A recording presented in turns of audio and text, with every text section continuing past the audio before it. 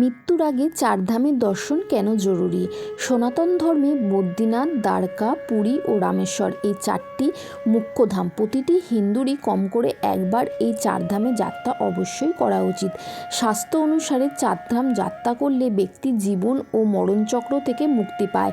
অধিকাংশ লোকই বয়স হলে তীর্থযাত্রা করতে যায়, কিন্তু যারা জীবনের এই তীর্থযাত্রা পূরণ করে ফেলে তিনি পরম জ্ঞানের প্রাপ্তি হয়ে যায়। কোন ধামের কি বিশেষত্ব আছে চলুন জেনে নিই। বদ্রীনাথ ধাম এটি প্রকৃত স্থান, বিষ্ণুর চতুর অবতার নর এবং নারায়ণের তপভূমি।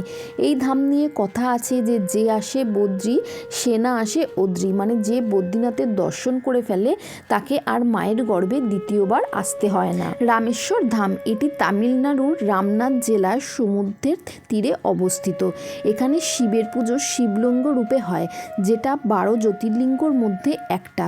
ভগবান রামই এই মন্দিরের প্রতিষ্ঠা করেছিলেন। পুরী ধাম এটি বৈষ্ণব সম্প্রদায়ের মন্দির, যেটা ভগবান বিষ্ণুর অবতার শ্রীকৃষ্ণকে সমর্পিত। এই মন্দিরের প্রধান ঠাকুর জগন্নাথ, বলভদ্র ও সুভদ্রা। পুরীর শহর শ্রীকৃষ্ণ অর্থাৎ জগন্নাথের পাওয়ারের শহর বলে। দ্বারকা ধাম গুজরাটের পশ্চিমে সমুদ্র তীরে অবস্থিত চারধামের মধ্যে একে মনে করা হয়। এটি শ্রীকৃষ্ণকে সমর্পিত তীর্থ। এই তীর্থ পুরাণের কথা অনুযায়ী এখানে মোক্ষ প্রাপ্তি হয়। মানা হয় একে শ্রীকৃষ্ণই বানিয়েছিলেন। এরকম আরও ভিডিও জানার জন্য আমাদের চ্যানেলকে সাবস্ক্রাইব করে দিন এবং কমেন্ট করতে ভুলবেন না। রাধে রাধে।